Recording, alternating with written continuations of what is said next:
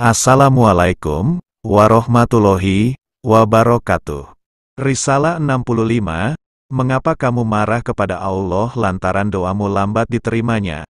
Kamu mengatakan bahwa kamu telah dilarang meminta kepada orang dan disuruh meminta kepada Allah saja.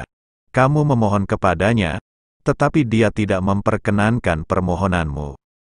Inilah jawabanku untukmu, apakah kamu seorang yang merdeka atau seorang hamba?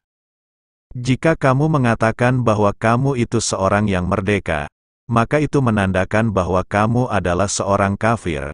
Tetapi, jika kamu mengatakan bahwa kamu adalah hamba, maka aku akan bertanya padamu, apakah kamu akan menyalahkan Tuanmu sendiri lantaran ia terlambat memenuhi permintaanmu?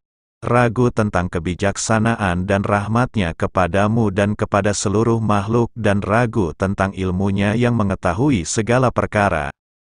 Atau, apakah kamu tidak menyalahkan Allah, jika kamu tidak menyalahkannya dan mengakui kebijaksanaan-Nya di dalam melambatkan penerimaan doamu itu, maka wajiblah kamu bersyukur kepadanya, karena Dia telah membuat peraturan yang sebaik-baiknya untukmu, memberikan faidah kepadamu dan menjauhkanmu dari mudarat. Jika kamu menyalahkan Tuhan dalam hal ini, maka kamu adalah seorang yang kafir. Sebab, dengan menyalahkannya itu berarti kamu menganggap Tuhan tidak adil, padahal Dia maha adil dan sekali-kali tidak dolim terhadap hamba-hambanya. Mustahil jika Dia itu tidak adil, maha suci Dia dari sifat-sifat yang tercela.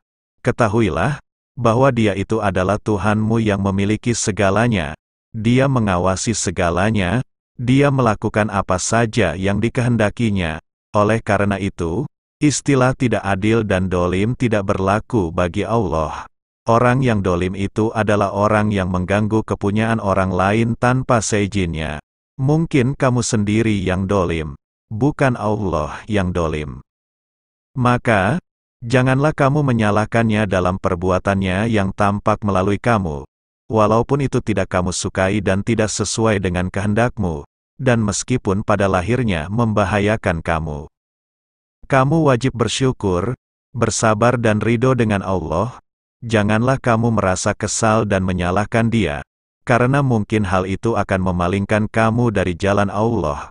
Kamu wajib selalu melakukan salat dengan ikhlas, berbaik sangka terhadap Allah, percaya kepada janji-janjinya, mentauhidkannya, menjauhi larangannya, melaksanakan perintahnya dan bersikap seperti orang mati ketika Dia memanifestasikan takdir dan perbuatannya terhadapmu. Jika hendak menyalahkan juga dan terpaksa berbuat demikian, maka salahkanlah dirimu sendiri yang berisikan iblis dan ingkar kepada Allah yang Maha Kuasa. Lebih baik kamu mengatakan bahwa diri kamu yang dolim dan bukan Allah yang dolim. Oleh karena itu, berhati-hatilah. Janganlah kamu benar-benar menuruti dirimu sendiri dan rida dengan perbuatan dan perkataannya dalam semua keadaan, karena ia adalah musuh Allah dan musuh kamu. Ia adalah sahabat musuh Allah dan musuh kamu, yaitu setan yang dilaknat. Takutlah kamu kepada Allah, berwaspadalah dan berhati-hatilah. Larilah dari musuhmu, salahkanlah dirimu sendiri. Katakanlah bahwa dirimulah yang dolim itu. Dan katakanlah kepadanya ayat Allah ini, mengapa Allah akan menyiksamu, jika kamu bersyukur dan beriman. Surat 4, ayat 147, dan ayat ini, akan dikatakan kepadanya, yang demikian itu, adalah disebabkan perbuatan yang dikerjakan oleh kedua tangan kamu dahulu dan sesungguhnya Allah sekali-kali bukanlah penganiaya hamba-hambanya. Surat 22, 10, dan ayat ini lagi, sesungguhnya Allah tidak berbuat dolim kepada manusia sedikitpun. Akan tetapi manusia itulah yang berbuat dolim kepada diri mereka sendiri. Surat 10 ayat 44. Bacakanlah kepada dirimu ayat-ayat ini dan ayat-ayat lainnya yang berkenaan dengan hal ini, dan juga hadits Nabi Shallallahu Alaihi Wasallam. Perangilah dirimu sendiri karena Allah, lawanlah dan bunuhlah dirimu itu. Jadilah tentara Allah dan panglima perangnya. karena diri itu adalah musuh Allah yang paling besar di antara musuh-musuhnya. Allah berfirman kepada Daud yang kurang lebih maksudnya ialah, "Hai Daud, buanglah hawa nafsumu, karena tidak ada yang melawanku dalam kepunyaanku, melainkan hawa nafsu manusia." Risalah 66. Janganlah berkata, "Aku tidak meminta apa-apa kepada Allah, sebab, jika perkara yang aku minta itu telah ditentukan untukku, maka ia pasti datang kepadaku, baik aku memintanya maupun tidak. Jika perkara itu tidak ditetapkan untukku, maka perkara itu tidak akan aku dapatkan, sekalipun aku meminta kepadanya." Jangan berkata demikian. Hendaklah kamu berdoa dan memohon kepada Allah apa saja yang kamu kehendaki dan kamu perlukan, berupa perkara-perkara yang baik di dunia ini dan di akhirat kelak. Tetapi, janganlah kamu meminta perkara yang haram dan membahayakan kamu. Hal ini karena Allah telah menyuruh kita untuk memohon kepadanya. Allah berfirman, "Berdoalah kepadaku, niscaya aku akan memperkenankan doamu."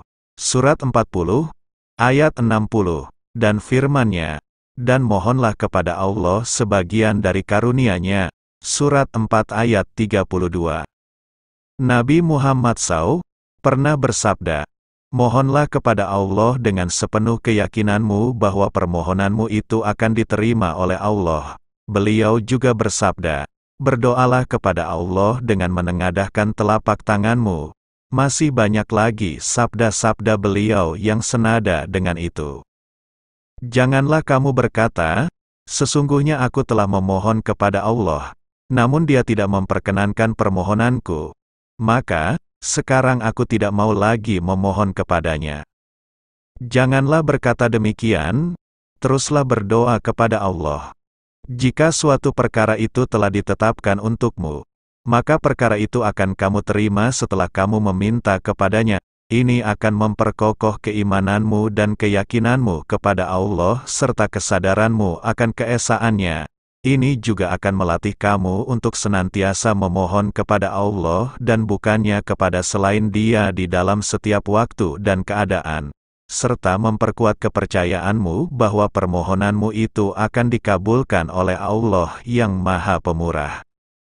Jika suatu perkara itu tidak diperuntukkan kepadamu, maka Allah akan memberikan perasaan cukup, self-sufficiency, kepadamu di dalam perkara itu dan memberikan rasa gembira berada di sisi Allah yang Maha Gagah lagi Maha Perkasa, meskipun kamu miskin. Jika kamu berada dalam keadaan kemiskinan dan sakit, maka Allah akan membuatmu gembira dengan keadaan itu. Jika kamu berhutang, maka Allah akan melunakkan hati orang yang memberikan hutang kepadamu itu, sehingga ia tidak mengerasimu supaya membayar dengan segera. Bahkan orang itu akan memberi tempo yang lama, atau mengurungkan pembayarannya, dan atau menghapus hutang itu. Jika pembayaran itu tidak dikurangi atau tidak dihapuskannya di dunia ini, maka Allah akan memberikan ganjaran kepadamu di akhirat kelak sebagai ganti apa yang tidak diberikannya kepadamu saat kamu memohon kepadanya di dunia. Karena Allah itu Maha Pemurah dan tidak menghendaki balasan apa-apa. Oleh karena itu, Allah tidak akan menyia-nyiakan permohonan orang yang memohon kepadanya di dunia ini dan di akhirat kelak. Walau bagaimanapun, ia akan tetap mendapatkan apa yang dimohonnya.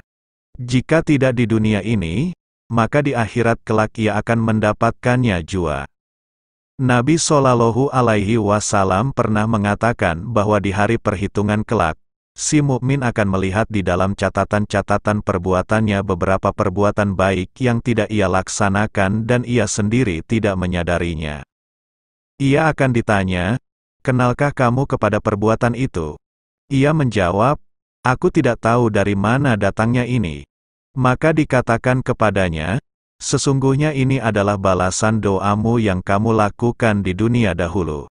Dan ini karena di dalam kamu berdoa kepada Allah itu kamu ingat kepadanya dan mengakui keesaannya, meletakkan sesuatu pada tempat yang semestinya, memberi seseorang apa yang pantas diberikan kepadanya, tidak mengatakan bahwa daya dan upaya itu datang dari dirimu sendiri dan membuang kebanggaan dan kesombongan.